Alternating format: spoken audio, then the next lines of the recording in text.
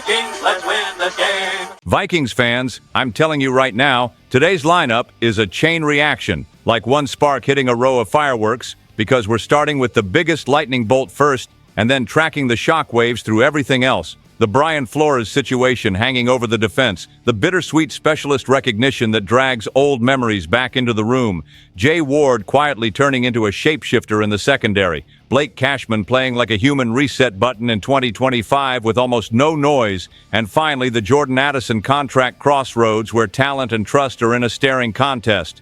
Quick pit stop before we slam the gas. Punch that subscribe button and leave your take in the comments because this fan base is like a roaring stadium section. Every voice matters, and I want yours in the mix. So let me start with the one that could change the entire flavor of 2026. What happens if Brian Flores isn't here? His contract with the Vikings expires in January, and that means he can look around at whatever comes next, head coach, or a defensive coordinator job elsewhere with more money and more authority. And Tom Pelissero has said an extension in Minnesota doesn't seem like it's front of mind for Flores right now because he's looking at the top seats. I get why anyone would chase that, but it still hits like realizing your best pilot might jump out mid-flight because in 2025 the defense was the reason the team didn't fold when the offense kept tripping over itself. Third in total defense by yards allowed, second against the pass, seventh in points allowed. Those are hard numbers and they're stamped with Flores' fingerprints when you watch quarterbacks get baited by disguises and then swallowed by pressure that seems to appear out of thin air. Pelissero also laid out the timing. First, the head coach and general manager carousel spins, and only after that do teams start ringing coordinators, but that's exactly the window where Minnesota could get squeezed. Because if Flores doesn't immediately land a head coach job once his deal is officially up, the calls will stack up like unread texts. Then you're in a bidding war, and those usually end with somebody overpaying or somebody losing, and there's a specific nightmare floating out there, the Dallas Cowboys. They've already interviewed Vikings defensive backs coach Durante Jones, which tells you they're already sniffing around this staff, and if Dallas yanks Jones, that's one punch, but if they come after Flores too, that's a full-body hit that would shake Defend the North to its core. That's why I'm saying Minnesota needs Plan A and Plan B yesterday. If Flores stays, the defense keeps its identity, and you can repair the offense through the roster. But if he leaves, you need a ready-made successor who keeps the aggression and the shared language because otherwise you waste an entire year just learning how to talk again on defense. And with that cloud overhead, every other story today gets reweighted like a scale with a thumb on it. Now let's slide to something that's good news and also a reminder that can make your teeth grind. The specialist getting real recognition after a rough 2025. The season itself was a bruiser. Offense stalling, games turning ugly, Sundays feeling like they ran in slow motion, yet even in the chaos, excellence showed up where people don't always point the camera. Will Reichard and long snapper Andrew DePaula got all-pro honors, and that's not fluff.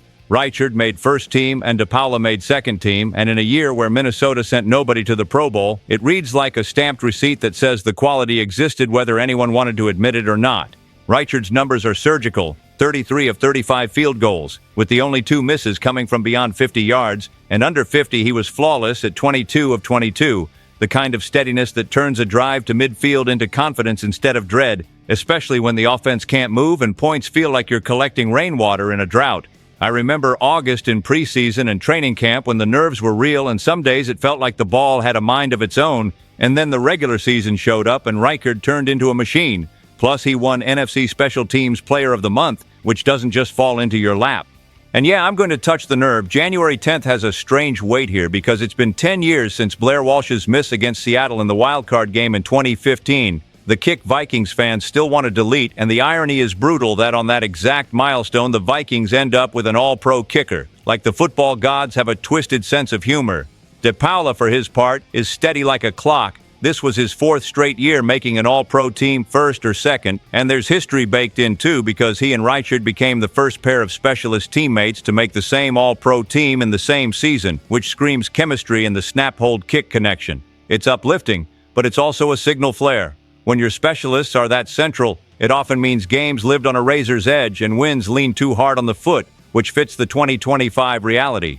All right, now let's talk about the under-the-radar chess move in the secondary because Jay Ward is turning into the kind of player Flores loves. Somebody who can wear 5 different hats and still hit like he means it.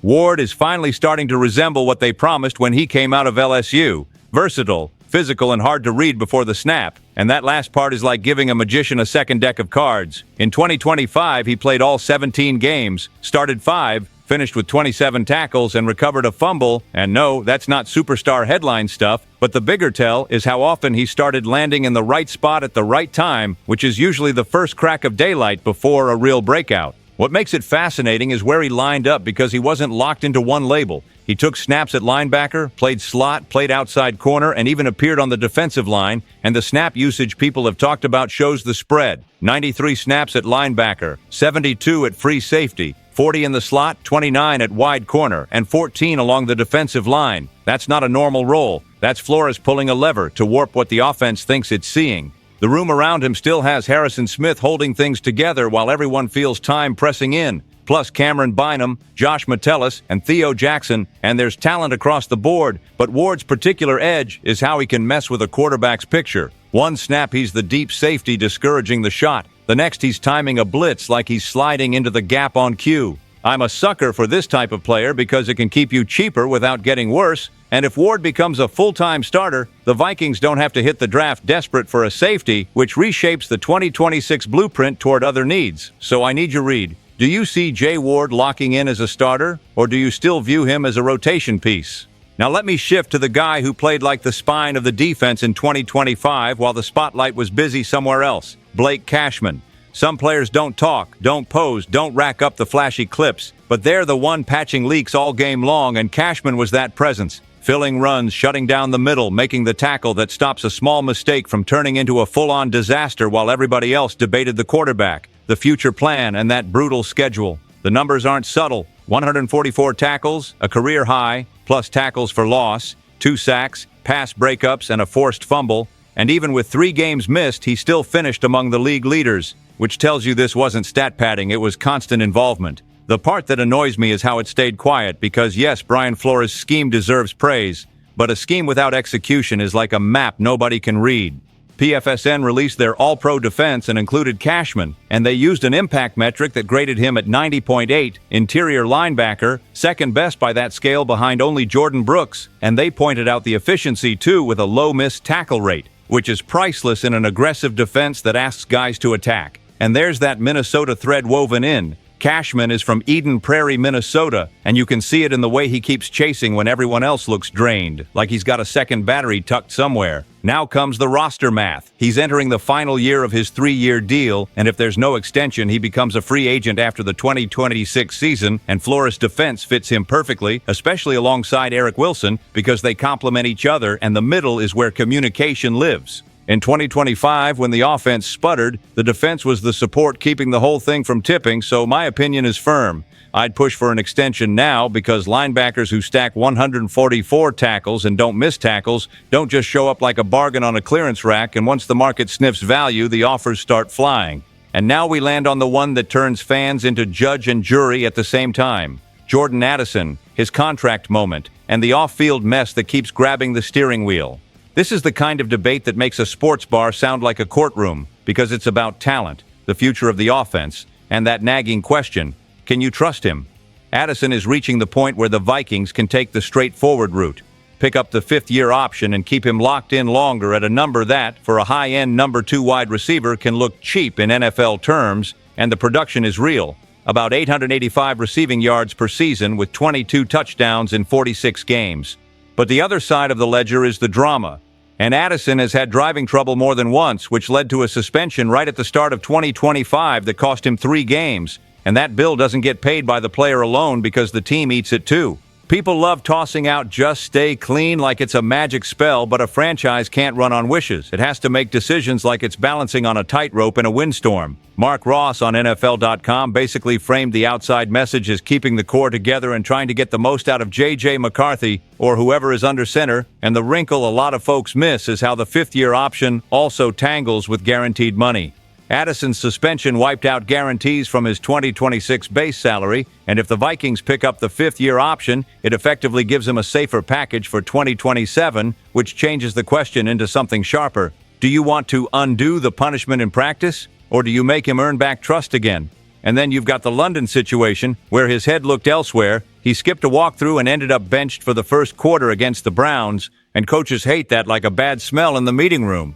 Yet the Addison roller coaster kept rolling because he made up for it with a touchdown that sealed the game with 25 seconds left, which is exactly why fans get pulled back in even when they're furious. My take doesn't wobble. I'd pick up the option because the offense needs continuity and the talent is undeniable, but I'd clamp down culturally, rules, accountability, constant check-ins, zero excuses, because this fan base in purple and gold can take pressure, but it can't keep swallowing repeat sloppiness. And don't ignore the leverage sitting there. Jalen Naylor is the number 3 receiver and could be re-signed, which gives Minnesota room to say, "We like you, but we're not trapped." So tell me, would you pick up the option and roll with Addison? Or would you wait one more year to see if he finally grows up for good? So here we are, staring at the board like it's the last move in a close game. If Flores walks, who keeps the defense speaking the same language? And how much does that change what you're willing to do everywhere else? From there, it fans outward. Reichard and DePaula proved elite work can still live inside a brutal 2025. Ward looks like the kind of flexible weapon that can reshape the 2026 blueprint. Cashman played like the glue holding the middle together, and Addison is the ultimate test of how you weigh production against trust. My bold take stays planted. If the Vikings keep Flores and make the right choices on offense, this team starts terrifying people again faster than most expect. So hit subscribe, drop your thoughts in the comments, and answer me this to close it out. What's your plan if Flores leaves, and what would you do with Addison right now? Stay tuned. SKOL Vikings. Let's go.